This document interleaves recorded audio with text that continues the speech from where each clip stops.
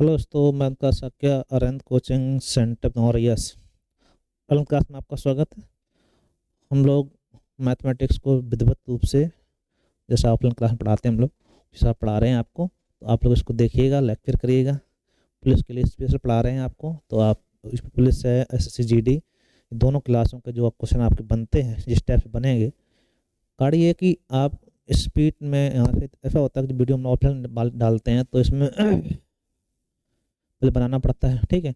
और लंबा कर देंगे वीडियो तो समस्या है, इसको डालने के लिए टाइम चाहिए होता है, ठीक है। तो इसलिए थोड़ा छोटा वीडियो बना रहे हैं, तो आप इसको बहुत कम समय में देख लेंगे, दूसरा देख लें आप, ठीक है। तो बहुत ज़्यादा टाइम लेते नहीं है आपका, और सभी क्वेश्चन आपके अच्छे से दिए जा रहे हैं। तो पहला क्वेश्चन आपका हम लोग पढ़ा चुके थे, एक तो पढ़ा दिया था आपको परिमेय संख्या, अपर नहीं, क्या कहते हैं, वास्तविक और काल्पनिक संख्या में चर्चा हुई थी, उसमें पूर्णांक भागे दशमलव भिन्न पढ़ा दिया था, दशमलव संख्याएं। तो पूर्णांक चर्चा हो रही थी। अब शुरुआत करते हैं संख्याओं की प्रकृति में। पहला आएगा प्राकृतिक संख्या है। कौन सी संख्या है? प्राकृत संख्या, ठीक है। तो वे संख्याएं जिनका प्रारंभ शुरुआत से हुआ, जब से मनुष्य पैदा हुआ तब से प्रारंभ चली आ रही हैं, उन्हें प्राकृतिक संख्या कहते हैं। ये आपके 1, 2, 3, 4, जहाँ तक आप लिखते हो ये सभी कैसी हैं? प्राकृतिक संख्या है, इनफिनिट तक जाते हैं, ठीक है। ये सब कई संख्या है, प्राकृतिक संख्या है। अगर इसमें हम लोग पूर्ण संख्याओं की बात करें, किसकी बात करें हम लोग? पूर्ण संख्याओं की। तो इसमें आप रखना जीरो शामिल कर, क्या शामिल कर हम लोग? 0, 1, 2, 3, 4 डॉट डॉट डॉट, ठीक है। तो अगर जीरो शामिल कर लो तो ये पूर्ण संख्या हो जाते हैं। जीरो खुद बाद में हुई, तो इसलिए जीरो को हम लोग कृत्रिम नंबर कहते हैं। क्या कहते हैं हम लोग? कृत्रिम, कृत्रिम नंबर है।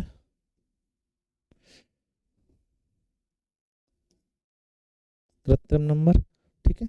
कृत्रिम नंबर मतलब क्या कि जो कोई वस्तु या कोई संख्या जो मनुष्य ने बनाई हो, क्या कहलाती है? कृत्रिम नंबर कहलाता है। कृत्रिम है तो इसका मतलब क्या कि इसकी खोज किसने की होगी? तो आप कहेंगे आर्यभट्ट। क्या कहेंगे हम लोग? आर्यभट्ट। आर्यभट्ट का मतलब यहाँ पर ये है, ये भारतीय खगोलवेत्ता थे, इन्होंने जीरो खोज की थी, ठीक है। ये माना जाता है। अगर ऑप्शन ना हो तो अज्ञात भारतीय आप लगा सकते हो, उसमें कोई दिक्कत नहीं है, ठीक है। अगली बात हम की जाए, जब ये पूर्ण संख्या हो गई तो जीरो शामिल हो गए। तो पहली पूर्ण संख्या कौन सी है? जीरो। पहली प्राकृतिक संख्या कौन सी है? 1। अब यहाँ से बात आती है पूर्णांक। तो पूर्णांक हम लोग पढ़ा चुके कल। पूर्णांक की बात करोगे तो पूर्णांक आपके दो प्रकार के थे, धनात्मक ऋणात्मक दोनों होते हैं। तो माइनस शुरुआत करेंगे, माइनस इनफिनिट चालू हो जाता है, चला जाता है, ठीक है। तो डॉट डॉट -5, -4, -3, -2, माइनस का 1, 0, 1, 2, 3, ठीक है। ये सभी क्या है? पूर्णांक। जिनमें दशमलव ना आ रहा हो, भिन्न ना हो, वो कब क्या कहलाएंगे? आप पूर्णांक कहलाएंगे, ठीक है। पूरा पूरा अंक हो। अब वो नेगेटिव भी हो सकते हैं, पॉजिटिव भी हो सकते हैं, ठीक है। जीरो आपका जो होता है ना धनात्मक है ना ऋणात्मक है। इस पे चर्चा हम लोग कल कर चुके हैं, तो बहुत ज़्यादा टाइम इस पे नहीं देना है, ठीक। बात आती है यहाँ पे सम विषम की। कौन सी? समपूर्णांक। समपूर्णांक का मतलब क्या है? वे संख्याएं जो दो से डिवाइड हो जाए, वे संख्याएं जो दो से विभाजित हों, 2, 4, 6, 8, 10, 12, ये सब क्या कहलाएंगे? आपके समपूर्णांक कहलाते हैं, या सम संख्याएं कहलाती हैं, ठीक है।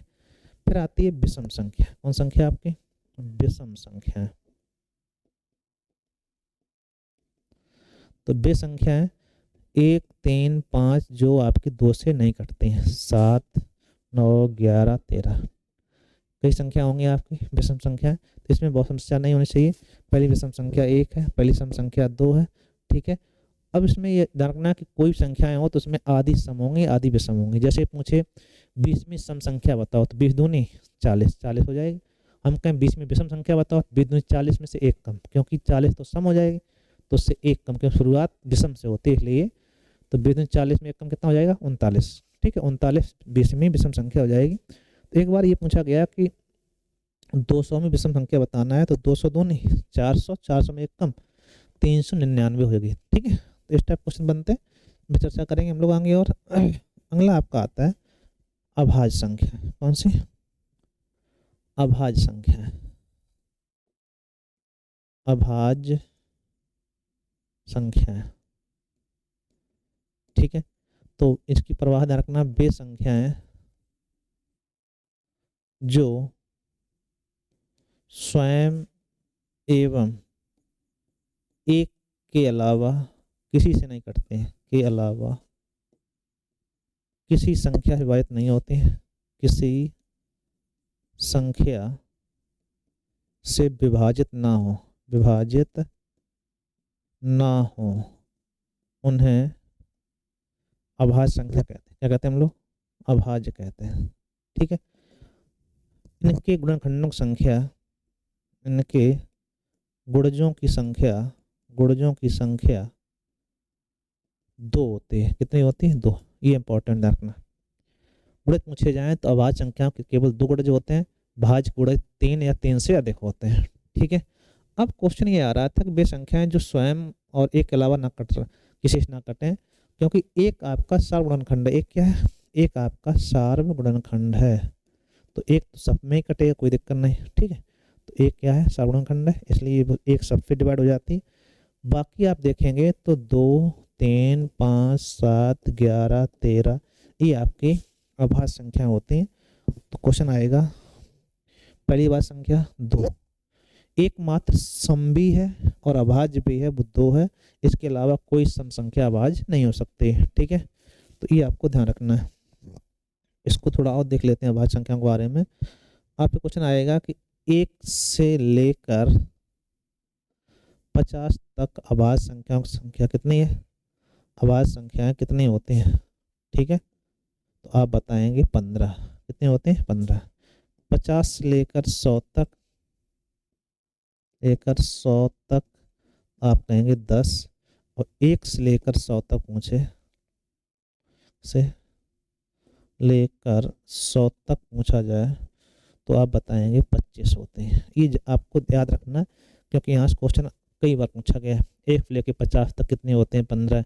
1 से लेकर 100 तक पूछ ले तो 25, और 50 से 100 के बीच में तो आप कहेंगे 10। ठीक है, ये बात समझ में आई? नहीं आया? चलो एक साथ देख लेते हैं पूरा इसको। कितना आपका अभी हम लोगों ने पढ़ाया है, इसको एक बार रिकॉल कर लेते हैं पूरा। ठीक है, ये कंडीशन रहेगी। तो समझ में आ रहा है? नहीं आ रहा? समझ में आ रहा होगा थोड़ा सा। तो ये रहेगा आपका प्राकृतिक संख्या, पूर्ण संख्या, कृत्रिम संख्या, पूर्णांक संख्या, सम पूर्णांक, विषम। ठीक है, सम मतलब जो 2 से कट जाए, विषम 2 से ना डिवाइड हो। अभाज्य संख्या जो होती हैं आपको ध्यान रखना है, स्वयं और एक कट जा रही है तो अभाज्य संख्या, ना कटे तो नहीं। ठीक है, एक सार्वगुणनखंड होता है। 2, 3, 5, 7, 9, 11 ये आपका 2, 3, 5, 7, 11, 13 ये क्या कहलाएंगे? अभाज्य संख्या कहलाएंगे। अभाज्य संख्याओं के बारे में हम लोग चर्चा और करते हैं थोड़ी सी, अगले पेज पे ले लेते हैं। ठीक है, अभाज्य की बात करें तो अभाज्य संख्याएं, अभाज्य संख्याएं हमेशा n 6n+1 और 6n-1 के रूप में होते हैं। माइनस पहले कर दो, प्लस बाद में कर दो तो ज़्यादा सही रहेगा। माइनस पहले कर लो, प्लस बाद में कर लो, कहाँ दिक्कत है? 6n-1 और 6n+1 के रूप में होते हैं। रखना कि अभाज्य होगी तो इस रूप में होगी, लेकिन इस रूप की सभी संख्या अभाज्य ही कंडीशन नहीं है। ठीक है, और जो इस रूप में अभाज्य होते हैं उन्हें हम लोग कहते हैं जुड़मा अभाज्य। क्या कहते हैं हम लोग? जुड़मा अभाज्य। जुड़मा अभाज्य का मतलब क्या है? ऐसी 2 अभाज्य संख्या जिनका अंतर 2 हो। ठीक है, लगातार 2 अभाज्य संख्याएं, लगातार 2 अभाज्य संख्याएं, अभाज्य संख्याएं जिनका अंतर 2 होता है, जिनका अंतर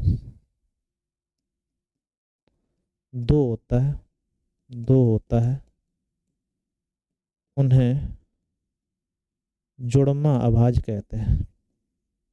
ठीक है, मतलब क्या कहते हैं हम लोग? उन्हें जुड़मा अभाज्य कहा जाता है। ठीक, कारण क्या है कि जैसे इस रूप में, जैसे हम लोग यहाँ पे एक मान रखा, जैसे 1 रखा आपने तो 6 कम 6 में 1 कम 5 और 6 कम 6 और 1 7, तो 5 7 की संख्या हो जाएंगी जुड़मा आवाज। जैसे 2 का 6 दूनी 12 में 1 कम 11, 6 दूनी 12 और 1 13, ये भी जुड़मा आवाज है आपके। ठीक है, 5 7 है, 11 13 है, आगे देखेंगे तो 17 19 आएगी। ठीक है, तो ऐसी दो संख्या जिनमें अंतर 2 का होता है, मतलब अभाज्य संख्याएं हो 2 का अंतर हो, उसे कहते हैं जुड़मा आवाज। इसको ध्यान रखिएगा। और अभाज्य संख्याएं अगर हैं तो इस रूप में होंगी, लेकिन इस रूप की सभी संख्या आवाज नहीं होंगी, ये बात आपको ध्यान रखना है। ठीक है, एक शब्द और आएगा यहाँ पे, अभाज्य संबंधित सहअभाज्य, सहअभाज्य संख्याएं। हालांकि इसका अभाज्य से कोई लेना देना नहीं है, लेकिन फिर भी आपको मिलता जुलता नाम है, तो यहीं आपको हम बता देते हैं। ऐसी संख्याएं जिनका मासा 1 होता है, क्या कहें हम लोग, ऐसी संख्याएं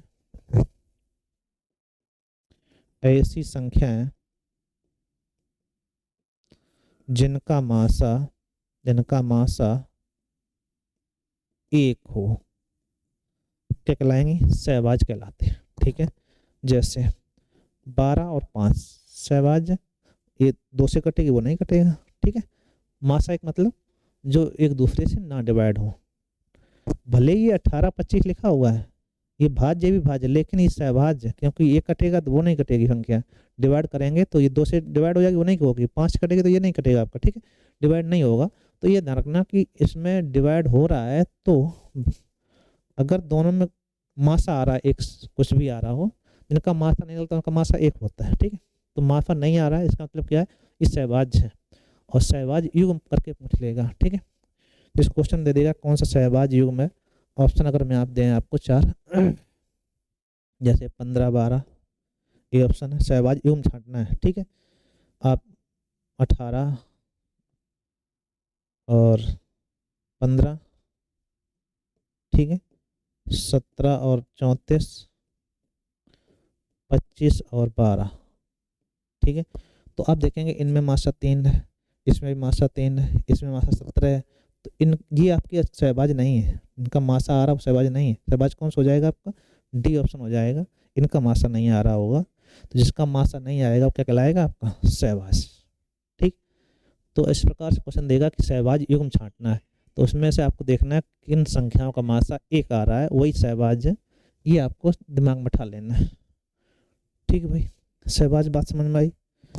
अभाज्य पे हम लोग चर्चा कर रहे थे, तो अभाज्य में ध्यान रखना है कि जिनके गुणनखंड, अभाज्य के बारे में ये बात रखना, अभाज्य की बात करें हम लोग, इन संख्या गुणन, अभाज्य संख्या के गुणनखंड, अभाज्य संख्या गुणनखंड कितने होते हैं, 2 होते हैं। जैसे 2 है तो 2 का मतलब क्या है, 1 होगा और 2 होगा।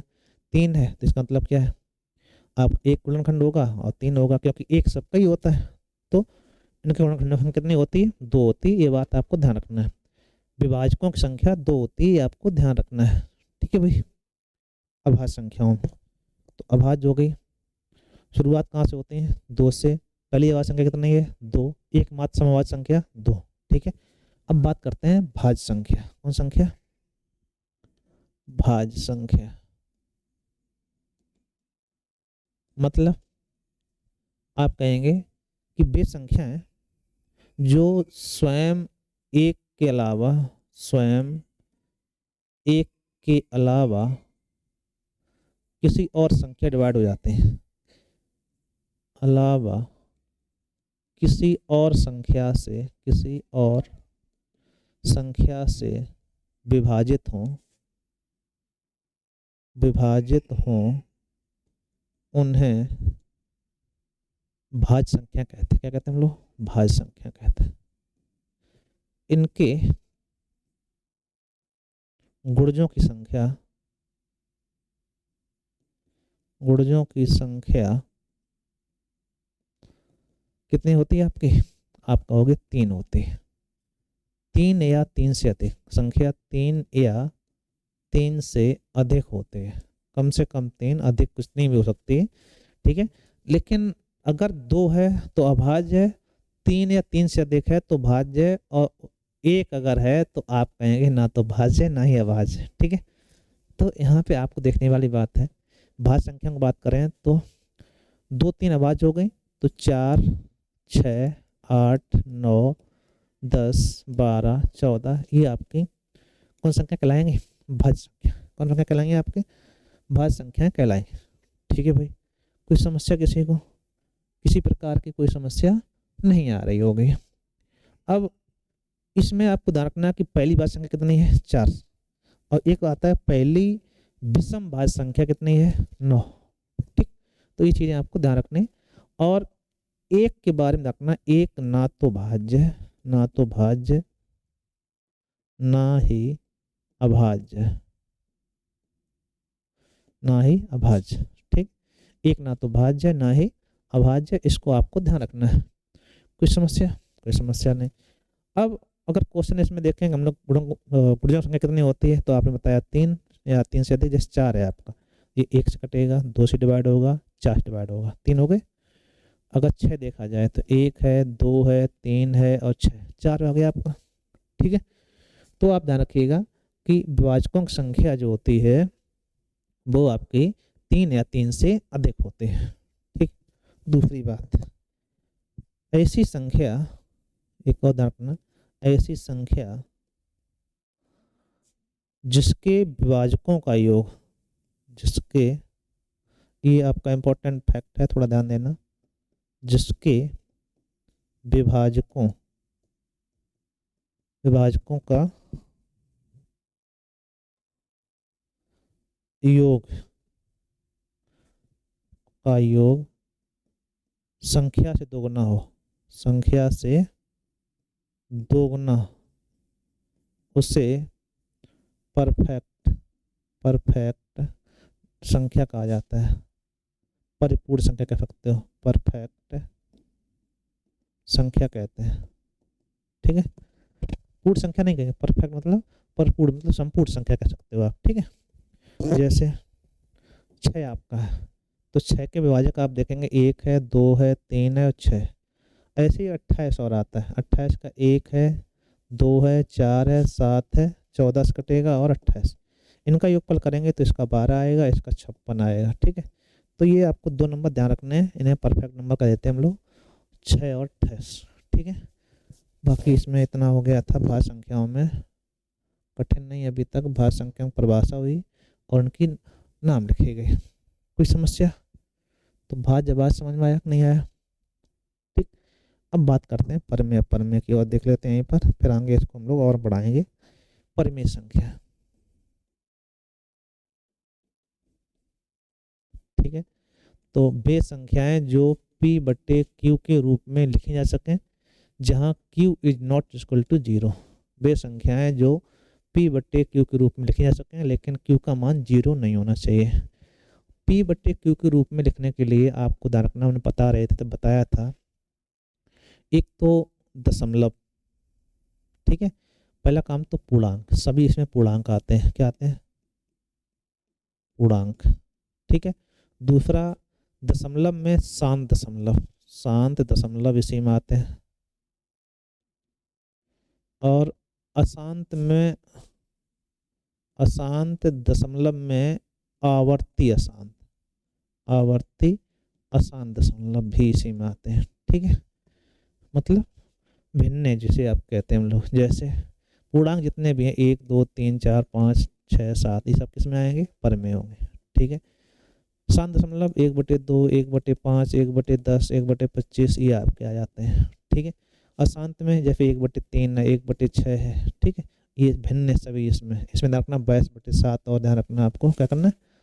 22/7, ये आपकी सभी कैसी परमेय संख्या है।